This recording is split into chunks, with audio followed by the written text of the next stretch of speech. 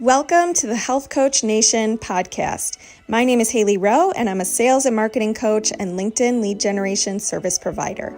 I work with health, life, and mindset coaches and online service-based business owners to help them get more sales, shift their time to the client-generating activities instead of just the busy work, and overcome that social media overwhelm. Let's get into the show. If you're ready to take on your next paying clients, I have good news. My free 4 Basics of Client Attraction and How to Stand Out class is live at haileyrowe.com/client-attraction. In the class, you're going to learn the top 2 traits I recommend for most coaches and entrepreneurs if they really want to turn this into a career. You're going to learn how you can build demand for your services and stop getting crickets on your posts. You're going to learn the sales roadmap I used to improve my sales conversion rate and help my clients do the same. And you're going to learn so much more. So go to haileyrowe.com/client-attraction and get your copy of the class today. Hey, so today I'm going to share with you a lesson that I learned that actually happened in my dating life, but it applies to business. And that is about a year ago, I was on the Hinge. I was out of a relationship that had been almost 2 years, and I was just having a goal for myself to meet more people and just explore what I liked, what I didn't like, have fun with it. I wasn't trying to, be extremely serious or set up a lot of very big expectations. And one of the things that happened is I came across a profile that said the hobbies that the person liked were things like museums, wine drinking, all sorts of things that were not my interests. And so I thought to myself, cars was on there, by the way. There was a couple other things, but anyways, I was like, well, I don't know if this would really be a good fit because our interests seem different. And so I almost went like this. I almost swiped through, right? And decided that was not a person who I wanted to meet. But I was like, well, don't judge a book by its cover. And this person lives kind of nearby. And so I will just see what happens, right? And so I ended up meeting him. And went really well, and we actually had a mutual friend in common, and we're still dating to this day, almost a year now. And what I learned from that situation is, had I just had a closed mind and thought to myself, well, we don't have the exact same interests, I wouldn't have explored the opportunity. And we are actually have very same values, things like that. And so what I learned from that is opposites can attract, and in your business, when you close yourself off to opportunities because you think you make a judgment by a cover, meaning you look at somebody's profile and you think, well, they have way too many followers. They would never want to interview me for an Instagram Live, or they have way too many success stories and I'm just new, so I'm not going to reach out to that opportunity. Or you go look at a summit and you think it's too big, you are too small, quote unquote, to be a part of that. Or even with a potential client who reaches out to you who maybe has a problem or a struggle that isn't exactly what your normal niche is. What I want to encourage you to do is be open-minded. Be looking for opportunities. Be looking for how you can make certain things a win. How can you turn it into an opportunity? How can you leverage things in your business? Because if I would have just said, oh no, I'm going to not meet that person because I judged a book by its cover, I would have missed so many memories and adventures that we've had over the last year with my little story I shared with you at the beginning of this. So next time you are being closed-minded in your business, I want you to open up to new questions and ask yourself, what if I could try this? Or what if I pitch myself to this opportunity that's a big opportunity, even though I'm a small business owner? And what if I'll probably learn from it or grow, or they might even say yes?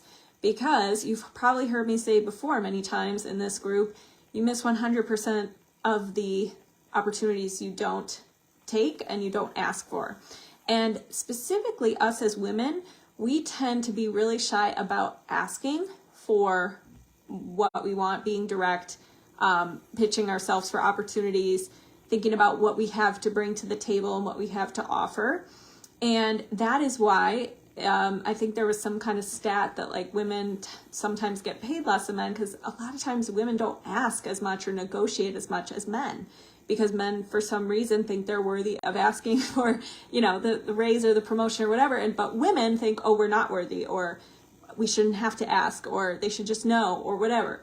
So next time you are talking to a potential client or something like that, and you have a limiting thought like, well, but they're not the exact perfect fit, or, you know, whatever. I want to encourage you to become more adaptable and be a chameleon and think about, how could I make this work? How could I offer value? How could I be useful to this person or this opportunity?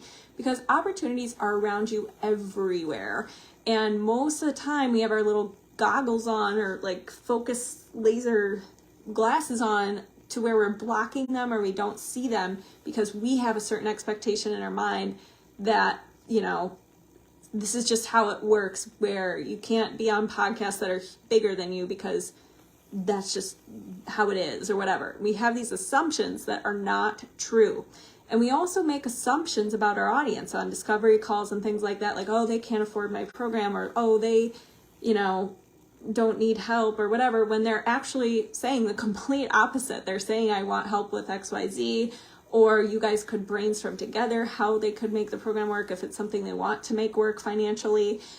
So lean in is what I'm trying to say, and open yourself up and say yes more. So often we hear people nowadays saying, say no to more things, set more boundaries. And I'm all for that. I think boundaries are great. I think knowing your non-negotiables is great. I think having priorities and values are great. But what I think we need to do more of, if you're a new entrepreneur, is say yes to more things. Do more things. Put yourself out there more. Explore. Have an adventure. Like, try things. Fall flat on your face. That's the fastest way to learn, no matter what. No matter, even if you have a mentor who gives you a blueprint, like I give my clients, they still have to go. They don't get to skip the phase of having a rejection or getting a no response. They still have to go through that. Even if I made the pitch template easier for them, or I made the offer creation easier for them, no one gets to skip the hard parts, right? So you might as well get started now and open yourself up to as many opportunities and balls in the fire. That might be a really bad way to say it, but like you want to have as many logs in the fire as you can, so that one thing not working out doesn't, you know, cause you to feel like you're out of business, if that makes sense. You want to have a lot of opportunities in front of you. So for me, how my business has evolved over time with opportunities is, nowadays I do almost weekly, sometimes multiple times a week, podcasts or guest trainings for people's audiences. I have multiple discovery calls a week. I do a comprehensive marketing plan. So there's not just one avenue. If Facebook shuts down tomorrow, I'm not going to be, you know, out of business, because I also use LinkedIn a ton, or my email list, or things like that. So that is the lesson of the day. I want to hear, what are you going to open yourself up to, and what are you not going to make assumptions about, so that you can be putting yourself in a position to have more opportunities. Thank you so much for watching. And if you are in this community, I want to know what you want to see lives on in the future, and make sure you all have gotten the free gift for being in this group, which is the client attraction class on how to attract your next clients without posting 24/7. It's at haileyrowe.com/client-attraction. Have a good one. Hey, thanks so much for listening to this podcast. And if it's really helpful for you, I'd really appreciate if you share it and or leave a written podcast review. This tells the podcast sites that our show is useful, and it will be promoted to more people that way. Thanks again.